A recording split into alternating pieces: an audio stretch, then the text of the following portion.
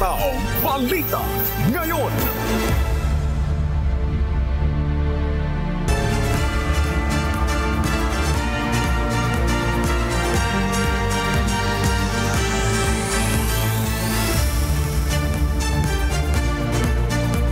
Magandang umaga, Luzon, Visayas, Mindanao at sa buong mundo. Oras po natin sa buong kapuluan, alas 5:01 na po ng umaga. Ako po si Annie Gantoy. Ngayon po ay araw ng Martes, ika-14 sa buwan ng Oktubre taong 2025. Tayo po ay sabayang napapakinggan sa Radyo La Verdad 1350 ang UNTV Radio. Ako po inyong amigo, Sherwin Kulubong. Good morning sa iyo, amigo Sherwin. Right now, sakay po ako ng UNTV Radio Mobile Booth na narito ngayon sa North Avenue, corner Senator Miriam Defensor Santiago, Quezon City. Ito po ang tanggapan ng Occupational Safety and Health Center, Department of Labor and Employment. Abatan niyo po, meron tayong sasagawang interview mamaya sa kanila. At walang ulan, maganda ang panahon. Sana po magtuloy-tuloy ito, amigo Sherwin. Kayo naman po, kumusta? Yes, Annie, good morning. At maayos naman yung naging biyahe din natin papunta dito sa ating studio. Wala tayong naranasan ding pag-ambon at traffic. At Annie, makakasama rin natin ngayong umaga ang ating global correspondent na si Mary Jo Maleriado mula naman sa Seoul, South Korea para ihatid ang mga balita mula sa iba't ibang panig ng mundo. Maraming salamat, amigo Sherwin. Samantala, good morning sa iyo, Mary Jo, mula naman dyan sa Seoul, South Korea. Samantala, simulan na natin ang balitaan. Narito ang malalaki at makabuluhang balita ngayong araw.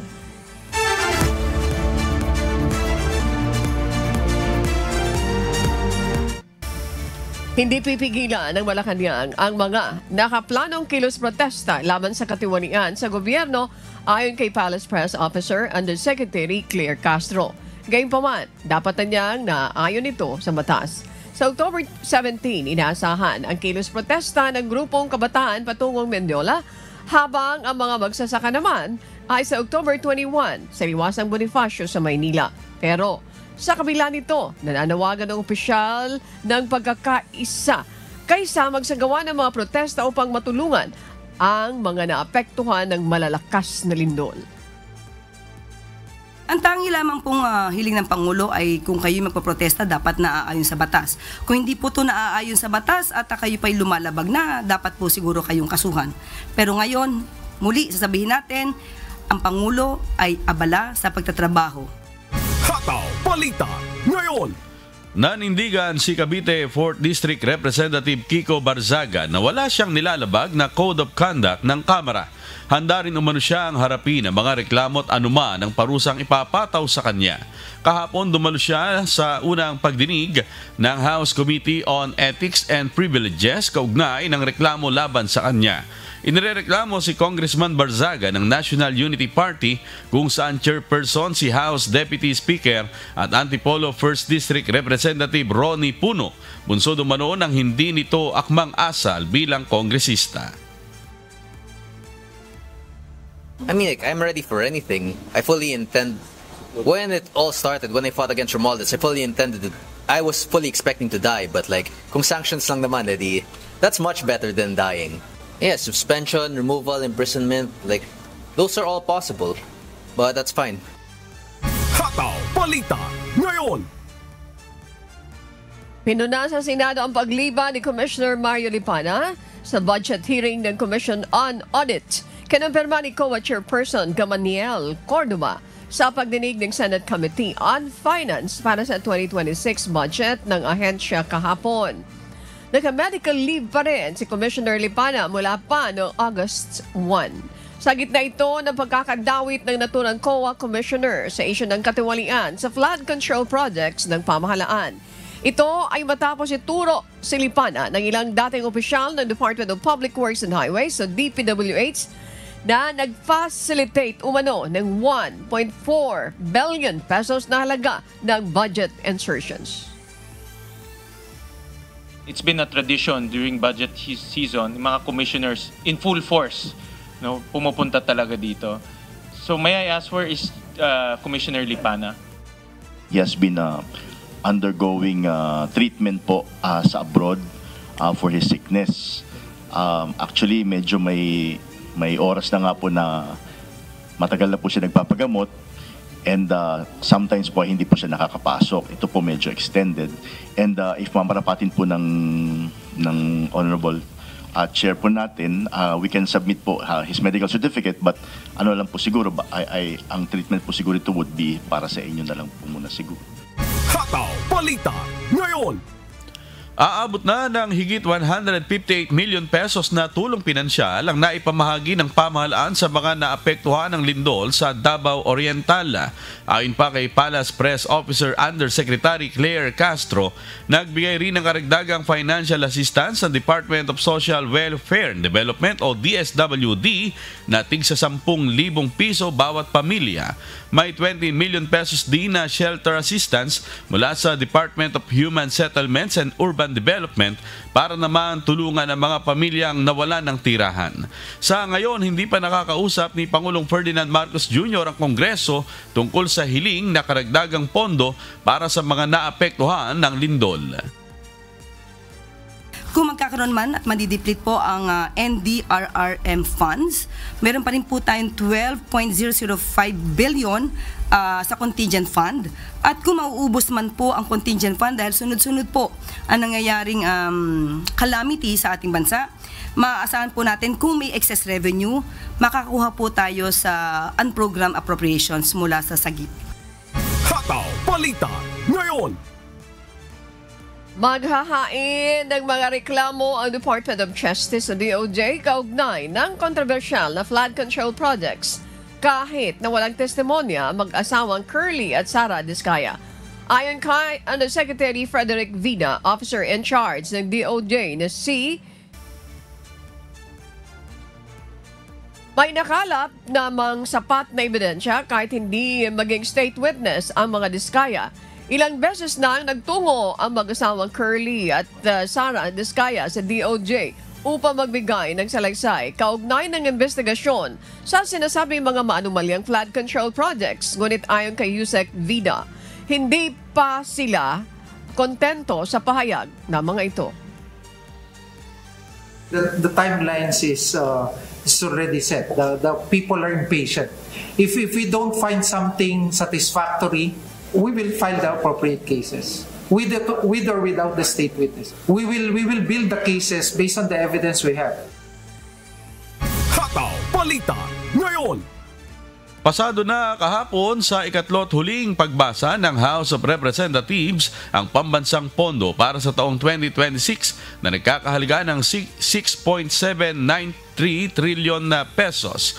287 ang mga kongresista ang bumoto ng yes, 12 kongresista naman ang bumoto ng no at 2 abstentions o tumangging bumoto. Karamihan naman ng no votes ay bunsod ng pananatili ng unprogrammed appropriations sa 2026 budget bill. Ipinagmamalaki naman ng House Committee on Appropriations Chairperson na ang 2026 budget ang may pinakamalaking inilaang pondo para sa sektor ng edukasyon. Nagiging kumbinyenteng parkingan ang unprogrammed appropriations na mga dapat naman ay programado at obligado ng mga gastusin. This practice has created persistent false hopes and mass deception among the affected sectors and agencies. My stand against the unprogrammed appropriations is a constitutional imperative. Wag lang zero, kundi no, UA, go away. The budget for fiscal year 2026 will contain the highest budget education in history. With the 56.6 billion pesos added by the House of Representatives, the total budget for the education sector will be 1.28 trillion pesos, the highest ever in the history of our country. This is the first time ever in our history that we have breached the 4% international benchmark. Hataw Balita ngayon.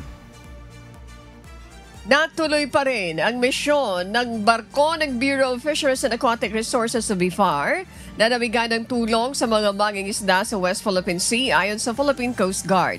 Ito ay sa kabila ng ginawang pagbangga at pagbomba ng tubig ng Chinese Coast Guard vessel 21559 sa likurang bahagi ng barko ng BIFAR.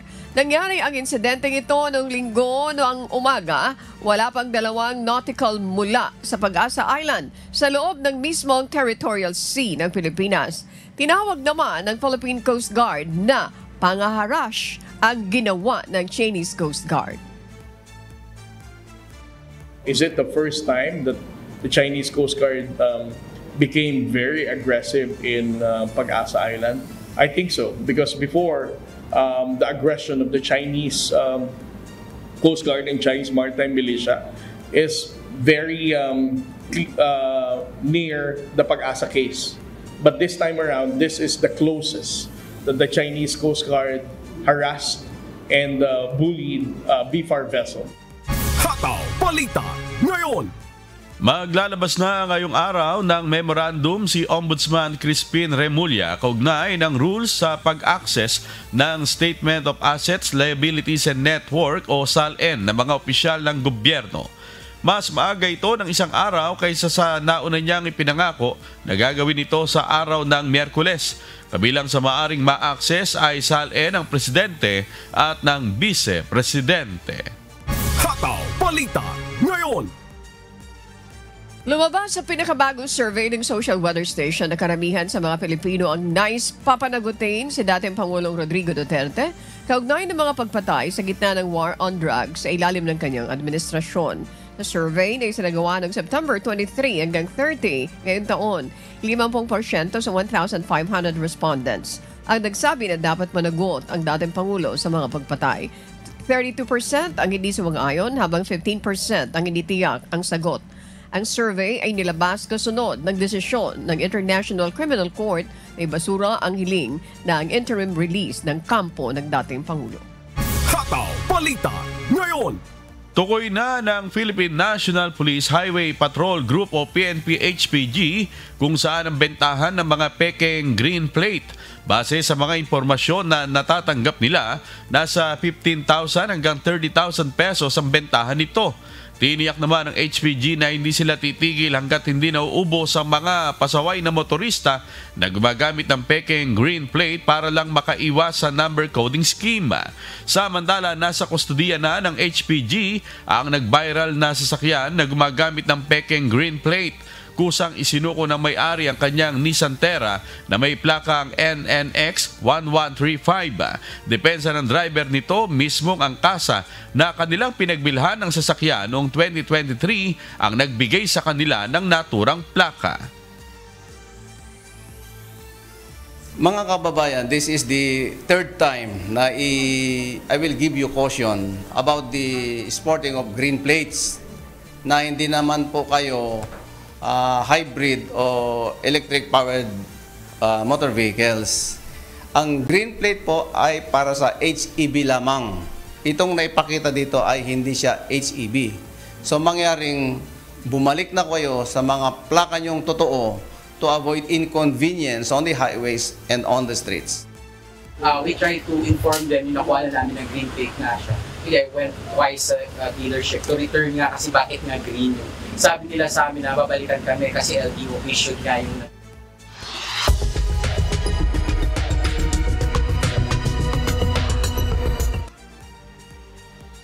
Good morning, amigo. Good morning, Annie.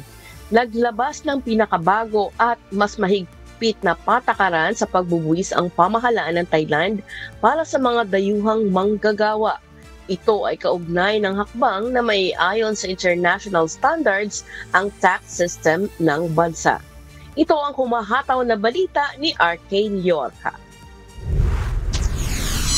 Sa gitna ng dumadaming bilang ng mga dayuhang manggagawa sa Thailand, pinaiigting ngayon ng mga otoridad ang pagpapatupad sa mga patakaran nito ukol sa pagbubuwis. Ito ay upang matiyak na ang bawat mamamayang may trabaho, lalo na ang foreign workers, ay tumutupad ng kanilang obligasyon sa pagbubuwis o personal tax.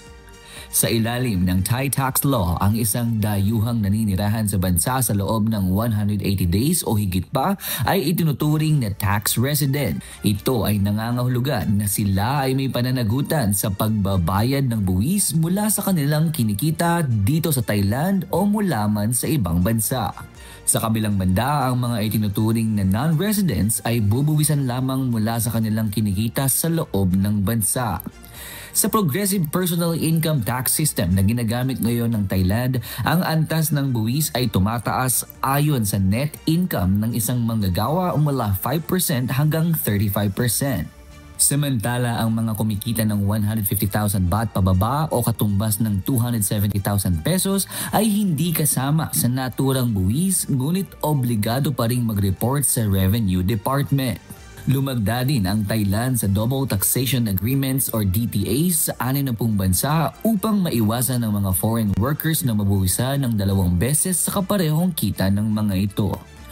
Ngunit pinapayuhan ng mga taxpayers na kumonsulta sa tax professionals dahil ang pagpapatupad ng nasabing kasunduan ay maaaring hindi magkapareho, lalo na sa mga may kinalaman sa pensions o capital gains. Dagdag pa rito, ang mga dayuhang namamahala ng negosyo sa bansa na may annual revenue na mahigit 1.8 million baht ay kinakailangang magparehistro para sa Value Added Tax o VAT. Ang sinumang hindi tutupad sa nasabing patakaran ay maaaring mapatawan ng kaukulang parusa gaya ng pagbumulta at pagkakakulong. Bukod sa mga bagong patakarang ito, isinasaalang-alang din ng mga otoridad ang mas malawakang reforma na maaaring makapagpatupad ng buong pandaigdigang income tax model sa Thailand. RK Liorga, humahataw sa balita ngayon!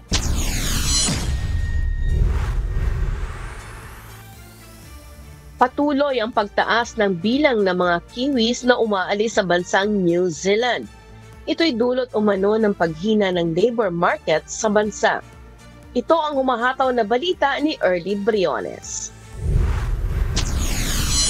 Naitala sa datos ng Statistics New Zealand o StatsNZ, ang pinakamataas na net migration loss sa bansa nitong Agosto ngayong taon.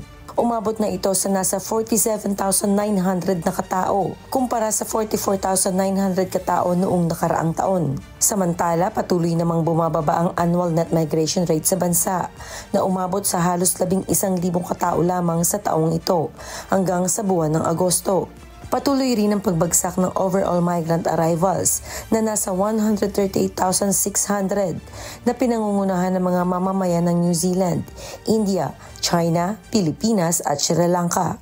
Samantala, tumaas naman ang migrant departures na nasa 127,900 na pinangungunahan ng mga mamamayan ng bansang New Zealand, India, China at UK. Ayon kay AESP Senior Economist Jane Turner, ang trend na ito ay dulot ng paghina ng labor market sa bansa kumpara sa ibang bansa. Nagdulot naman ito ng pagbaba ng mga paggastos ng mga mamimili, gayon din ang pangangailangan sa mga pabahay. Ayon sa mga eksperto, matatagalan bago muling tumaas ang bilang ng migration sa bansa. Kung sakali man tumaas, magiging mas mababa pa rin kumpara sa nakaraang taon. Karamihan sa mga migrants na dumating pa rin sa bansa ay galing sa India, China, Pilipinas at Sri Lanka. Early Briones, humahataw sa balita ngayon.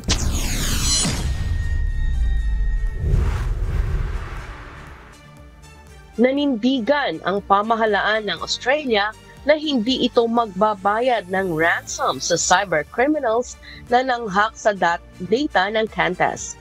Dahil dito, inilabas ng hackers ang datos ng milyon-milyong Qantas frequent flyers matapos ang October 11 deadline na wala silang natanggap na ransom.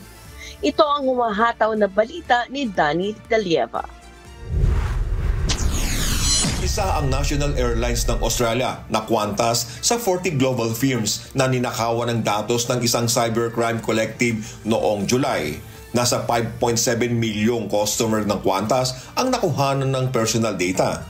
Bukod sa Qantas, nahack din ang mga kumpanyang Disney, Google, IKEA, Toyota, Air France at KLM na pawang nakaugnay sa cloud software giant na Salesforce. Kabilang sa customer data na nakuha ng cybercrime group na Scattered Lapsus Hunters ang address, date of birth, phone number at gender, bagamat kinumpirma ng Qantas na hindi kabilang dito ang credit card details. Mariing binalaan ng grupo ang Australian government na palitan ang batas at pulisiya at patuloy na aatake hanggang hindi binabago ng pamahalaan ang mga batas.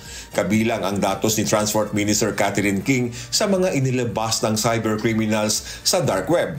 Bagamat hindi naniniwala ang transport official na may kailangang baguhin ang pamahalaan, dapat ay patuloy itong mag-adapt dahil hindi papipigil ang mga hacking group sa pagnanakaw ng datos.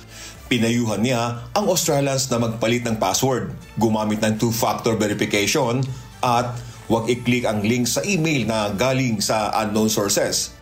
Tiniyak naman ni Federal Attorney General Michelle Rowland na ginagawa na ng pamahalaan ang pag-iingat sa privacy laws sa pamamagitan ng pinalawak na kapangyarihan ng Australian Information Commissioner. Samantala, iniimbestigahan ng Qantas ang dark web channels kung ano ang mga nailabas na datos ng mga customer nito habang patuloy na nakikipag-ugnayan sa pamahalaan at pulisya. Patuloy din ang pagbibigay ng Qantas ng updates sa website nito at paglalaan ng 24/7 na support line at Specialist Identity Protection Service. Danny De Lieva, humahataw sa Balita Ngayon.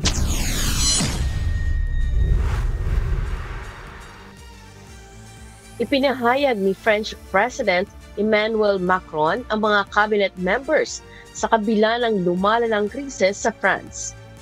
Kasabay ito ng muling pagtatalaga kay Sebastian Lecornu bilang punong ministro.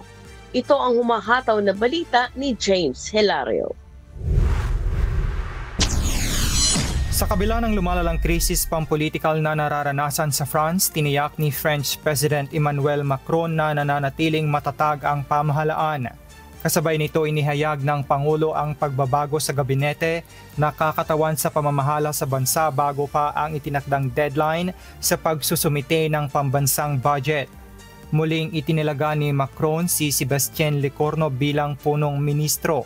Ilang araw lang matapos itong magbitiw dahil sa hindi pagkakaunawaan sa parlamento. Samantala sa bagong lineup ng gabinete nanatili si Jean-Noel Barrot bilang foreign minister, habang si Catherine Vautrin ang bagong defense minister at ang dating hepe ng pulisya ng Paris na si Laurent Nunez ang hahawak sa interior ministry. Hindi rin nagbago ang ilang posisyon. Mananatili si Gerald Darmanin bilang justice minister at si Rashida Date bilang culture minister kahit may kinakaharap itong kasong katiwalian. Ayon naman kay Lecornu, pangunahing layunin ng gobyerno ang maihain ang budget bago matapos ang taon upang maayos ang lumalaking utang ng bansa. Gayunpaman, maaring maharap si Lecornu sa no confidence vote sa October 16 kung hindi siya susuportahan ng mga mambabatas. Samantala, habang nasa Egypt, iginiit ni Macron na hindi siya magbibitiw at nanindigang tutuparin ang kanyang mandato bilang Pangulo hanggang 2027. James Hilario, humahataw sa Balita Ngayon.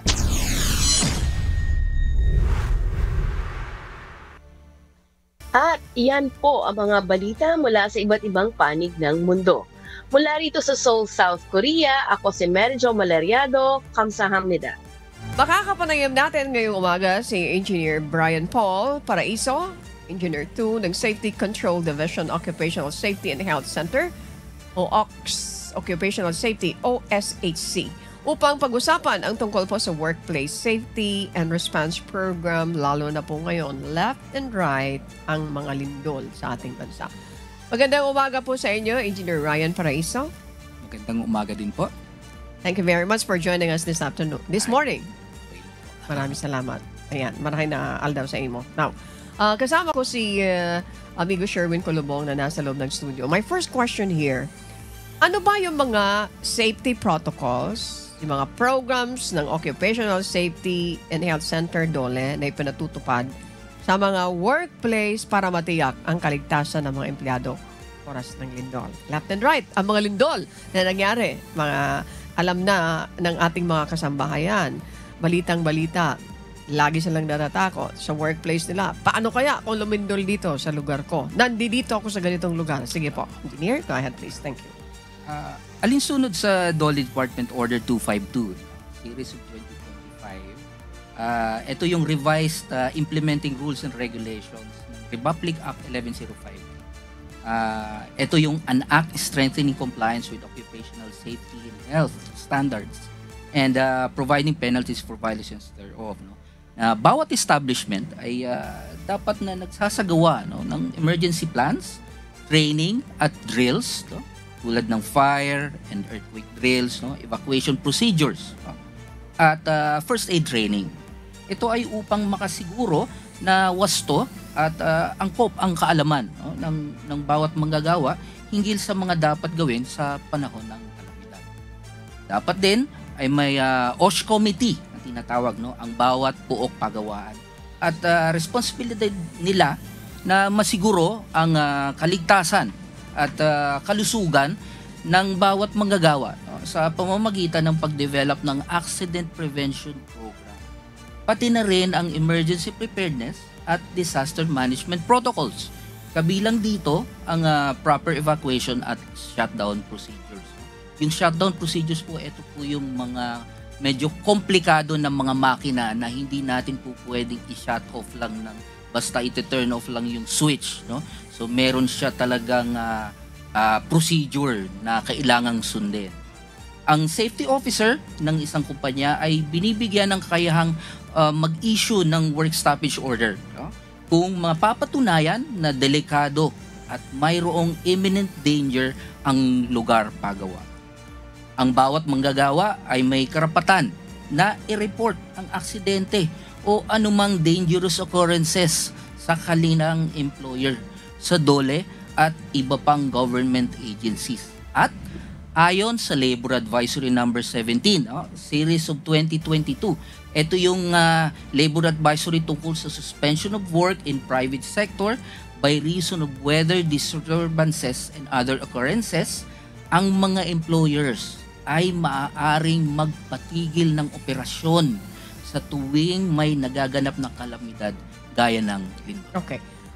Engineer Brian, kanina may binanggit kayo po na dapat talaga sa isang workplace ay may polisiya sila. Okay. Opo. Kung wala itong polisiya na nabanggit ninyo, mayroon silang paglabag sa batas? Meron po. Okay. Meron At po. may punishment dito? May punishment Okay. din po dyan. You made mention, we are familiar, we're talking about the earthquake preparedness, di ba po?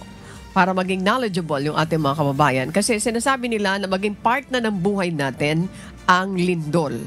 Kasi yung geographical location ng ating bansa. 20 earthquakes ang nai-record po ng Philippine Institute of Volcanology na unfelt. Ibig sabihin, hindi nararamdaman. Ngayon, mayroon tayong very familiar ang tungkol doon sa earthquake drill na ginagawa ng ating pamahalaan. Kasama din po yung UNTB na very participative dyan. At alam ko din, yung ibang ahensya ng ating pamahalaan talagang tumutugon po doon sa earthquake drill. Maganda po ito. Maganda rin yung resulta. May binanggit kayo kanina na dapat ang isang workplace, mayroon silang emergency preparedness programs, emergency policy. Kasama po yun doon sa mga binanggit nyo. Can you give me an example? Ano pa ang kapaloob dito sa emergency preparedness na ito? Mayroon tayong mga drills na ito. Maliban doon, ano pa ang dapat makita sa isang workplace para makasunod at hindi lumabag dito sa occupational safety programs? Unang-una po, syempre, pagka ikaw po ay gumawa ng programa on, let's say, emergency preparedness, kailangan makapacitate mo ang isang ang lahat ng mga empleyado. So, naandyan na yung magkakanta ka ng regular na mga training, regular na mga safety orientation, paulit-ulit po yan sa isang buong taon. And then, nandiyan syempre yung drill, Sasabay tayo doon sa nationwide simultaneous earthquake drill na pinapa-implement ni NDRRMC. Bukod diyan, meron tayong yung fire brigade o kaya yung mga emergency response team. Kailangan makapacitate din natin ito.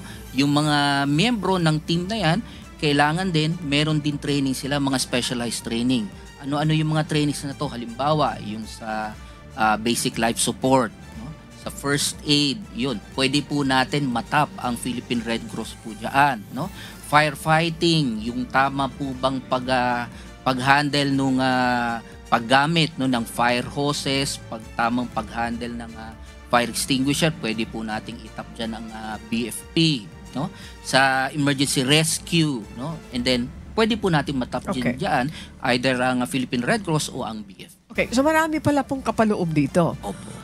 Kayo ba nasubukan nyo na yun sa kumpanya? Like for example, siyempre, this is under the Department of Labor and Employment, na yung isang company, walang ganitong mga policy sa workplace na maglalagay sa danger yung kaligtasan at kalusugan ng ating mga manggagawa. Mayroon po ba kayong mga ganitong klaseng inspection na ginawa? Meron din po. Nasabi ko nga po kanina, minsan sinasama kami, tinatap kami ng Bureau of Working Conditions or ng any DOLE regional offices, no, na samahan sila, no, sa pag-inspect, no, lalong-lalo na nung mga pook pagawaan. And minsan meron kaming nakikita na nalalaman, no, na very minimum yung kanilang mga compliance doon sa emergency response. Pag sinabing minimum, hindi maximum. Ibig sabihin, kung nakakasunod sila, ilan lang yon sa mga policy ang nasusunod nila. Pwede If that is the case po, engineer, nalaman nyo yung isang kumpanya na wala silang ganong mga pinatutupad na mga programa o polisiya na dapat gawin. Anong binibigyan nyo ba sila ng warning o anong ginagawa ninyo? Sinusulatan? Pag hindi mag-comply, anong ginagawa? Especially this time, kung nag-i-inspect kayo, mayroon ba kayong inventaryo ng mga kumpanya na hindi compliant? Go ahead po. First things first po, no, ang pagdating po doon sa implementation, pagpa-implement nung batas, no, pinangungunahan na po yan ng DOLE, no. Ngayon, sa pagkakaalam ko po, ang ginagawa po nila is, halimbawa, sa unang beses na nalaman na hindi nag-comply, no, unang-una, syempre, merong investigation po na yan. Merong kailangan malaman bakit hindi nakapag-comply. Pwede din naman na merong walang capability yung isang pook pagawaan, no? Kaya hindi ka agad-agad mapa-implement, no? So binibigyan po sila ng palugit. Hindi naman kaagad-agad na binibigyan ng penalty, ng sanction. Okay, parang wina-warningan. Parang po. sinabi, you behave or else. Opo. And then nagkakaroon naman po ng pag-uusap yan between the DOLE labor officials and yung management and yung grupo ng workers. Okay.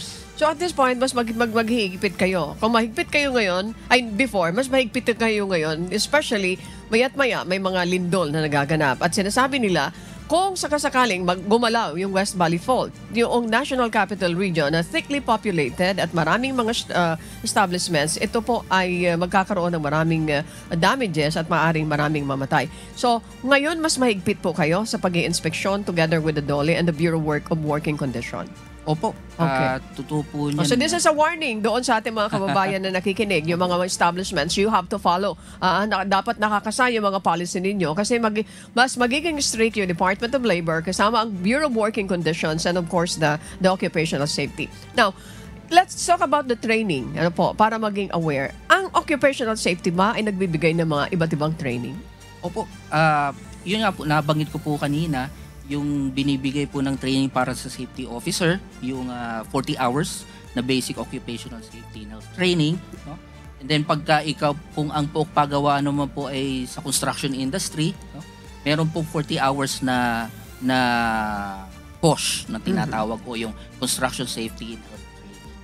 And then dito natin hinuhubog, no, yung kaalaman ng ating mga kababayan, no, hinggil sa hazard identification, risk assessment and control o yung tinatawag na HIRAC.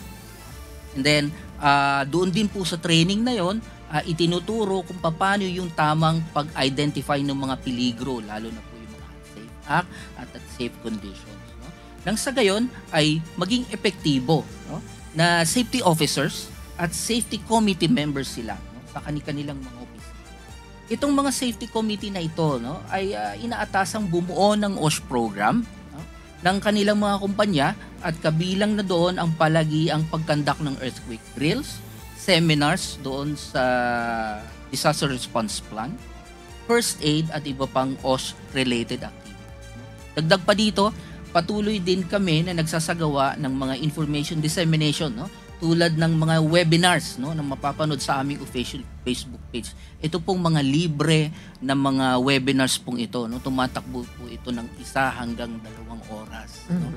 Yun, doon po namin tinatakil yung mga specialized training nito. Halimbawa po, accident investigation training, electrical safety, machine safety, and then nasasama na rin po, no, yung emergency preparedness.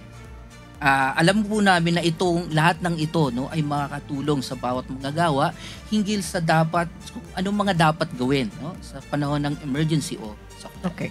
Kasi po, kapag ka naglindol, ay susunod dyan ay sunog. Di ba po?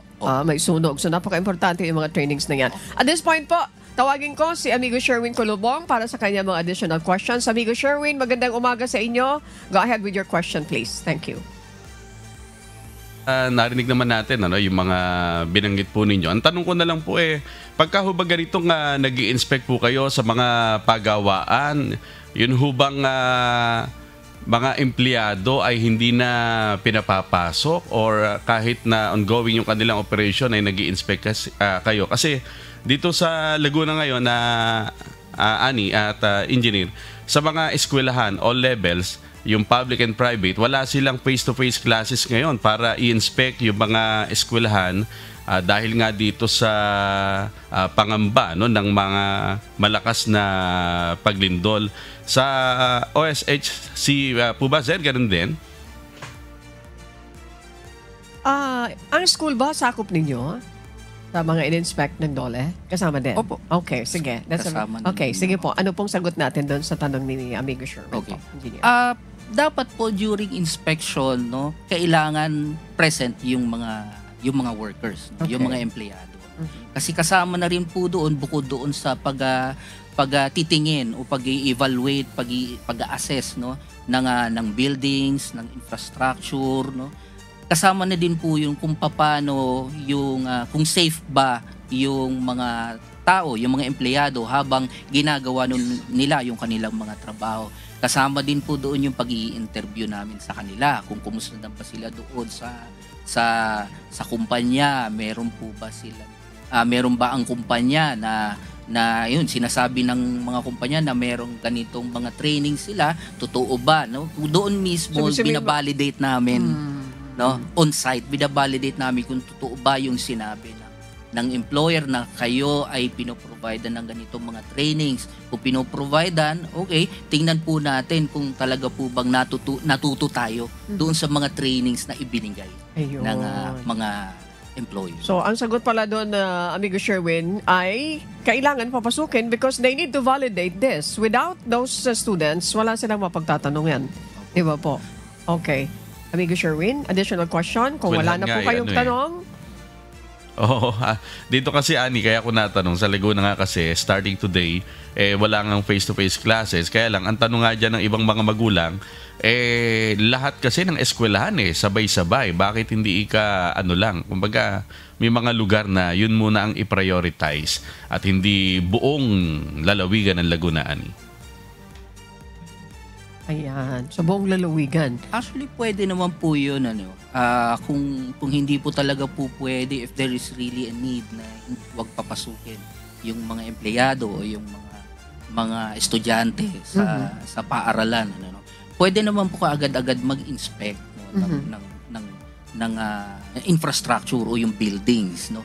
Pwede naman po yun balikan.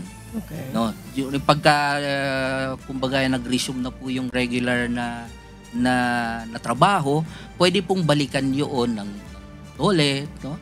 And then doon din naman interviewin na yung mga empleyado, yung katulad po yung nabanggit ko kanina, na i-validate yung mga programa na pinai-implement So talagang kailangan nila, Amigo Sherwin, ng validation. Ayan, doon sa sinasabi mo, baka unahin muna yung mga ibang lugar kasi yung Laguna was not, hindi naman siya affected lately nung lindol. Ayan ang sinasabi ni Amigo Sherwin. Nakuha ko po kayo doon, Amigo Sherwin, sa sinasabi niyo po. Thank you, Annie. And back to you. Okay. Thank you very much. Engineer, kasama ba sa mga ini-inspect nyo din, pati yung mga structure? Kasama kayo doon o yung workplace lang mismo, yung mga kapakanan ng ating mga workers, yung health and safety? Basically, yung workplace. Yung workplace lang. When it comes to the structure, yung mga establishments, iba na pong iba ng kategorya? Ibang kategorya na rin po yun. Okay. At this point ba, mayroon ba kayong inventaryo kung ilang mga workers ang maaaring maapektuhan kung walang mga policy na ipinatutupad yung kumpanya na pwedeng maapektuhan kung hindi nila ito na-implement religiously, ilan po ang pwedeng maapektuhan in case mayroon isang malakas na pagyanig? So, sa ngayon po, wala po akong talagang yung concrete na inventaryo. Hindi po ako makapagbigay ng number, datos doon.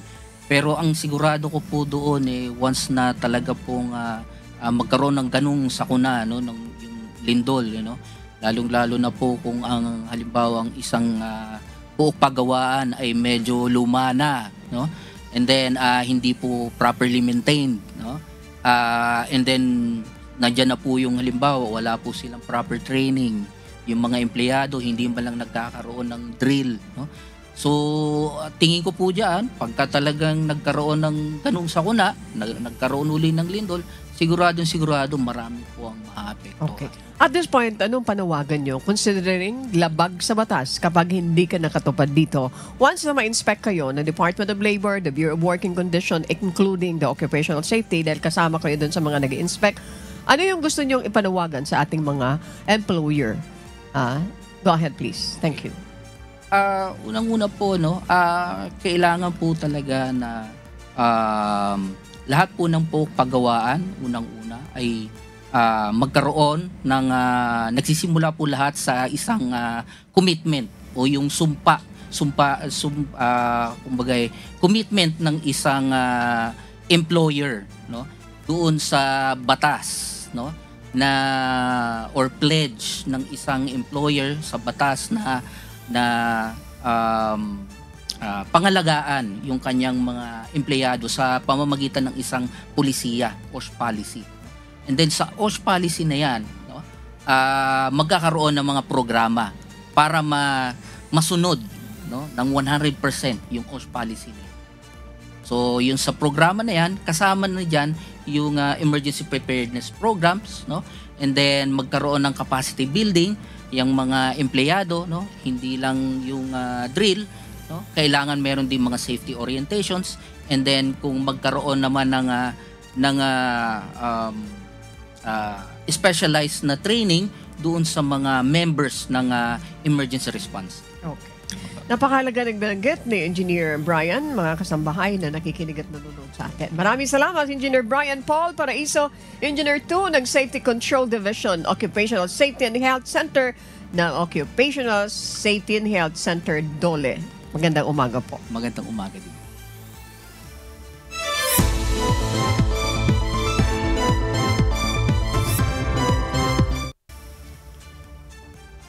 Bilang pagpapahayag ng pangunawa ni Pangulong Ferdinand Marcos Jr. sa kalagayan ng mga pamilyang apektado ng lindol sa Davao Oriental, ipinahayag niya na nais niyang ilipat sila sa mga modular box houses.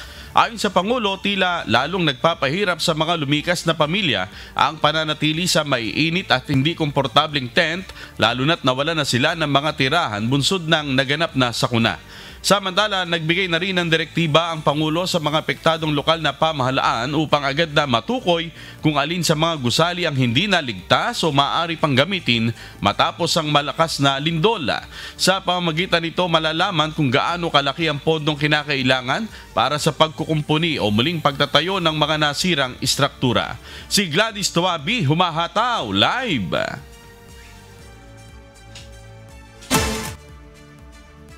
Morning Gladys, may tukoy na lugar na ba na pagtatayuan ng mga modular box houses bilang temporary shelter ng mga displaced family sa Davao Oriental dahil sa lindol?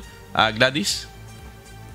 Amigo, kahapon ay nakausap natin ang alkalde ng munisipalidad ng Tarragona at pinaplano nilang itayo itong mga modular boxes sa likod ng munisipyo. Kahapon din, amigo, ay binisita ni Pangulong Ferdinand Bongbong Marcos Jr. ang Davao Oriental at sa kanilang naging press briefing ay inihayag na plano nilang simulan ang pagtatayo nitong mga modular shelter ngayong Biyernes upang masimulan ng magamit ng mga apektadong residente ngayong Lunes. Ipinahayag ni Pangulong Ferdinand Marcos Jr. ang kanyang pangunawa sa kalagayan ng mga evacuee na pansamantalang nananatili sa mga family tents at nakararanas ng init sa araw. Sa pagbisita ni PBBM sa ilang apektadong lugar sa Davao Oriental kahapon, sinabi nito na bilang tugon sa kalagayan ng mga displaced families, magtatayo ang pamahalaan ng mga modular shelter upang mapabuti ang kondisyon ng mga evacuee habang hindi pa naayos ang kanilang mga tirahan. We have the tent cities, but we will change the tent cities into the modular shelters that we have found to be mas matibay, mas komportable, para kahit na medyo matagalan. Kasi yung infrastructure, pagka i-rehabilitate at saka rebuild, matagal ng kaunti yan eh. So, we will have to find a place na maganda naman ng kanilang lagay. Nasa 150 modular units ang kabuang itatayo sa mga apektadong LGU. Sisimulan itong i-install ngayong Biyernes upang magamit na sa susunod na Lunes. Ang nasabing modular shelter ay may kasama ng toilet facility, supply ng tubig at kuryente at isang common kitchen. Bukod dito, magbibigay rin ang Office of the President ng financial assistance sa mga pamilyang nawala ng bahay dahil sa lindol. May ipamamahagi ring tulong para sa mga pamilyang wala sa evacuation center, ngunit kasalukuyang nakikitira muna sa mga kamag-anak upang may magamit sila na pagkain. Sa pagbisita ng Pangulo kahapon, agad nitong ininspeksyon ang pinsalang iniwan ng lindol, partikular na sa mga munisipalidad ng Manay at Tarragona. Dito, inatasan ni Pangulong Ferdinand Bongbong Marcos Jr. ang mga apektadong LGUs na alamin agad at tukuyin kung alin sa mga gusali, pribado man o publiko, ang hindi na maaring gamitin at maaari pang ayusin. Ito ay upang malaman ang pondong kakailanganin para sa mga estrukturang maaaring isailalim sa repair. Kabilang sa sinurin ang Davao Oriental Provincial Hospital at isang paaralan sa Manay na kapwa nagtamo ng pinsala. Ayon sa Pangulo, bagaman may inilaan ng pondo para sa bawat LGU na apektado ng lindol, ibibigay na lamang umano sa mga lokal na pamahalaan ang pondo dahil mas alam ng mga ito ang kanilang pangangailangan, lalo't magkakaiba ang sitwasyon ng bawat lugar matapos ang lindol. The reason na binibigay namin itong pondo sa inyo dahil as a former governor, I know that lahat ng bawat lugar may kaibahan sa pangangailangan. Yung iba, kailangan ayusin yung water supply. Yung iba, kailangan buksan yung kalsada. Iba-iba. And that's why, ang thinking namin, ibigay na lang namin sa inyo yung pondo. Mas alam ninyo kaysa sa amin ang pangangailangan dun sa area ninyo. Kaya't yan ang aming gagawin. Amigo, sa mga nakapwestong family tents sa Tarragona, hindi lahat ng mga pamilyang nakatira doon ay tuluyang nawasak o nawalan ng tirahan. May ilan na bahagyang may tira lamang ang kanilang mga bahay, ngunit mas pinili ang manatili muna sa mga family tents dahil anila mas ligtas ito at dahil na rin sa takot na baka biglang lumindol ulit at baka gumuho na lamang ang kanilang mga tirahan. Amigo? Alright, maraming salamat. Gladys Tuabi, nag-uulat ng live mula sa Mati City, Davao Oriental. Hataw Balita ngayon. Matapos naman ang naganap na lindol sa lungsod ng Baguio, naging paksa ng mga opisyal ang kaligtasan ng mga matataas na gusali o high-rise building sa lungsod. Sa kabila ng pagyanig, Nanatiling kalmado ang mga residente na itinuturing na bunga ng kanilang regular na earthquake drills. Si Grace Doctolero, humahataw. Sa ginawang assessment ng lokal na pamahalaan ng Baguio City, walang naitalang nasirang estruktura sa mga pribado o pampublikong gusali. Kaugnay nito, mariing ipinapaalala ng punong ehekutibo ng lungsod na higpitan ang pagsunod sa mga building codes. Marami pa rin kasi aniya ang nagpapatayo ng mga estruktura ng walang building permit, kaya pinatutupad ng lungsod ang mga notice of violation. Pinapaalala ko lang sa ating mga kababayan, sana sumunod kayo sa batas. Ang sabi ng batas, hindi kayo pwede magpatayo ng isang construction na wala kayo building permit. In the same manner na hindi kayo pwede magtayo ng isang construction o isang structure sa isang lupa na hindi nyo pag-aari. Kaya talaga maghihigpit kami dyan. So sa pinaman tungkol sa high-rise building, sinabi ni Mayor Magalong na nagdedepende ang safety and security ng isang gusali sa soil test at seismic study ng lugar. Gumamit tayo ng seismic stratigraphy rito, pinag-aralan natin. Noong 2000, umpisan natin yan doon 2020. So grenade yung Baguio City.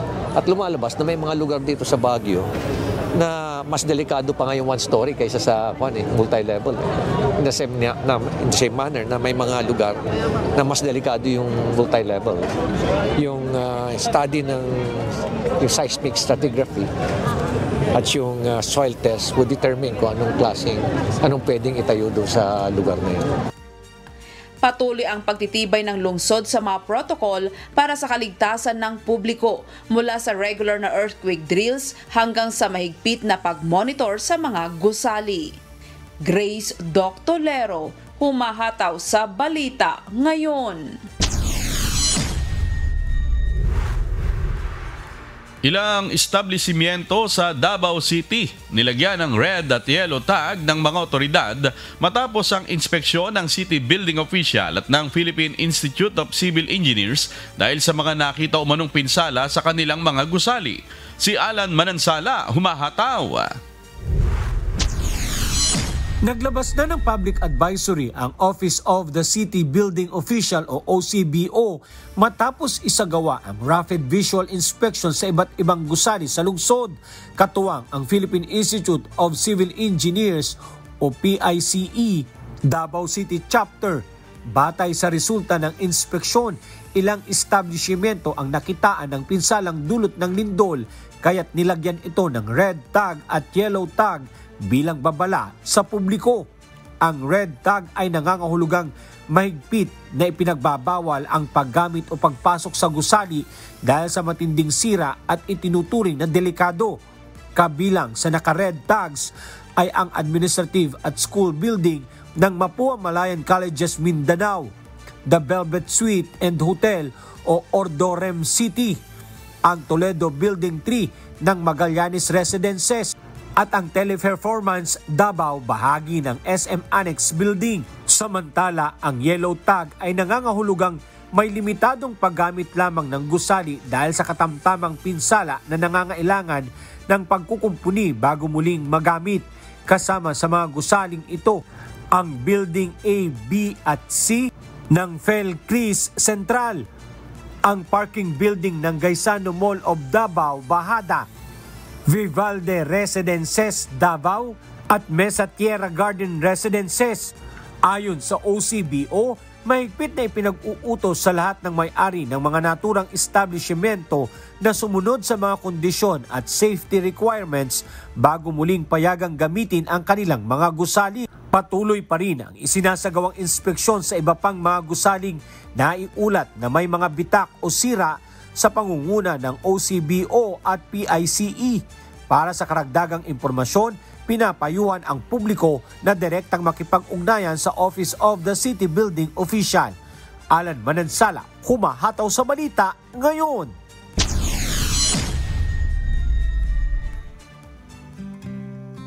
At sa aming ibabahaging mga salita ng Diyos na ating sandigan, mula sa awit 119, talatang 29. Ilayo mo sa akin ang daan ng kasinungalingan at ipagkaloob mo sa aking may pagbibiyaya ang iyong kautusan.